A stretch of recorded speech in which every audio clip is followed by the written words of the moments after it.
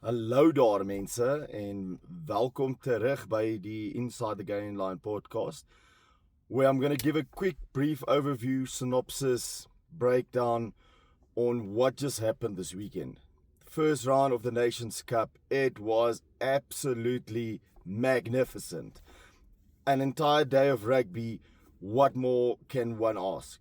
It was spectacular, it was scintillating rugby, it was running rugby, and the fact that this bonus point system has been worked in where you don't need to score 3 more tries, but score your 4 tries, you get your bonus point, has made that every team goes out and hunts that bonus point.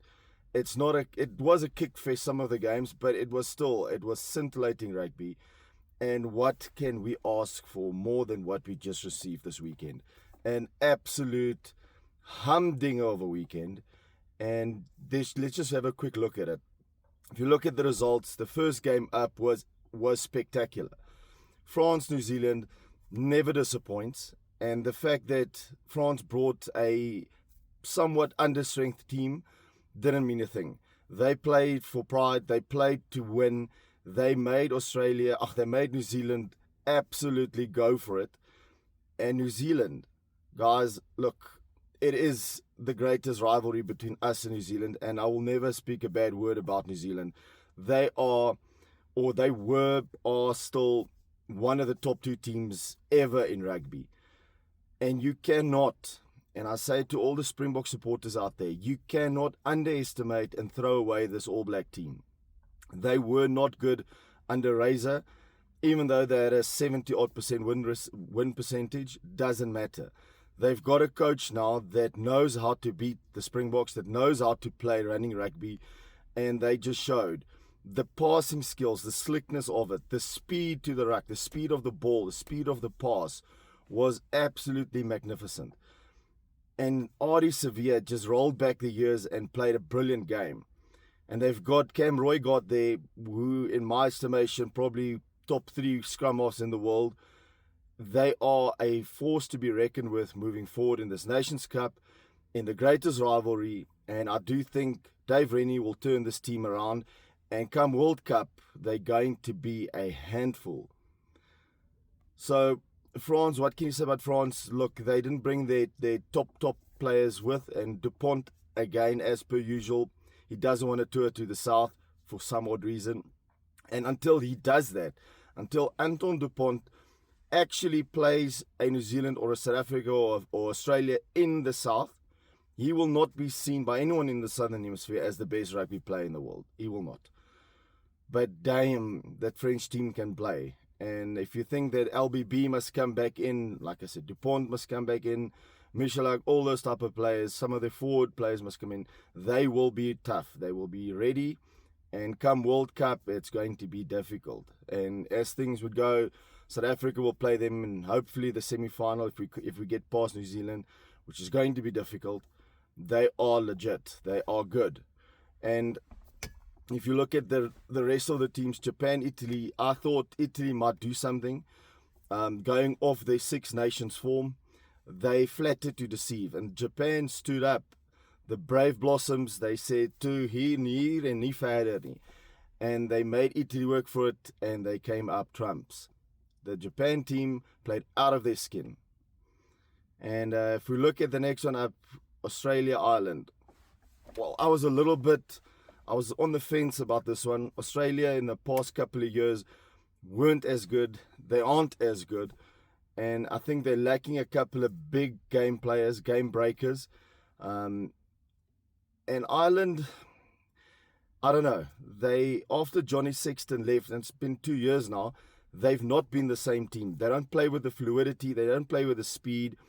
And they missed a couple of big guns in that team as well.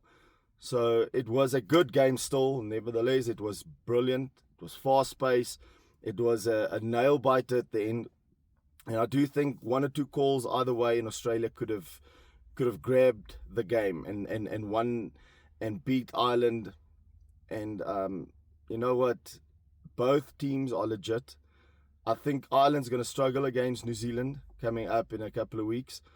But still, that game was entertaining, and it was It was a pure Australian fight back that could have gone either way at the end. But again, the Ireland pulled it through, and they miss a James Lowe. Look, I love to hate him, but Ireland misses James Lowe. And let's see what happens moving forward with Ireland. But then the Springboks, I don't want to even talk about Wales, Fiji, because Wales got the win. What a great win for Tandy and the team. But Fiji threw that game away. They had all the possession, all the front football in the first half, all the line breaks, all the meters gained, the kick meters, everything, and they just threw the game away.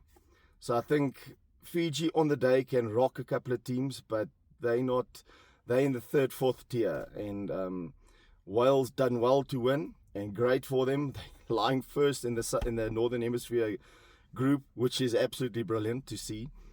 But there's still a lot of work for both of those teams.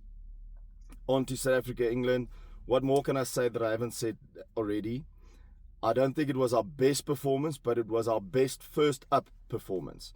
Usually we struggle in our first up games, especially looking at the Ireland last year.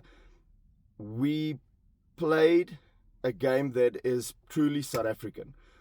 We started off like a house on fire, going to both of the wings, but when England pulled it back to 17-14, going into the sheds, I think Rassie laid down the law, and we brought it back to what is good about South African rugby and what we do well, and that is through the front door, physicality, and just up the guts. And we softened England, and come the second part of the second half, there was nothing left. And when the yellow cards came, unfortunately, England will never beat us with 13 players on the field. We might do it to other teams, but no, England is not there. Look, I like England, but they're the only team I hate to lose to. So, good up to the Boks. It bodes well for the next game against Scotland, because they're a tricky team. But we'll see what happens. I think we still have more than enough firepower for Scotland, even if we change the whole team. And then Argentina, what did you do? It's usually difficult going to RGs and playing in there. The hostile crowds, the heat, the elevation, the humidity, everything. And Argentina just didn't pitch. I don't know what happened there, but Scotland played a good game. I think they played to the weaknesses of Argentina more than they played to the strengths of their own game. And they just walloped the RGs. Look, the RGs came back in the second half towards the end of the game, but it was already done, and Scotland knew it.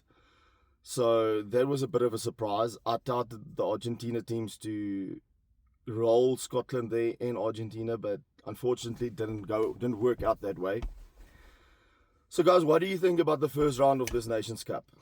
It's 3-3 to the north and south. It was exciting rugby. It was scintillating rugby. It was the rise of the All Blacks again. It's maybe the decline of the Irish. It's the absolutely where are you, England? And it's now 5 on the bounce for them. And the Boks keep on rolling. I'm not one of those Springbok supporters that is going to jump out of his skin and say we're going to win everything and no one will beat us. On the day, anything can happen. And with South Africa, New Zealand, and France, 1, 2, and 3, I think, in terms of quality, anything can happen between those three teams. So never rest on your laurels. Never say that we are unbeatable. We are good, but New Zealand is just as good coming up.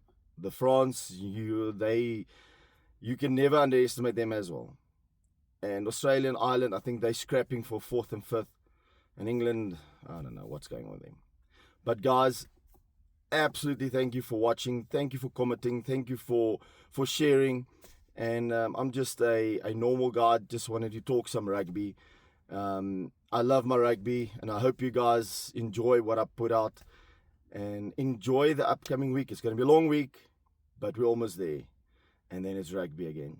Guys, have an awesome week. Take care of yourself. Stay warm. Stay lekker. And have a good one. Let's go.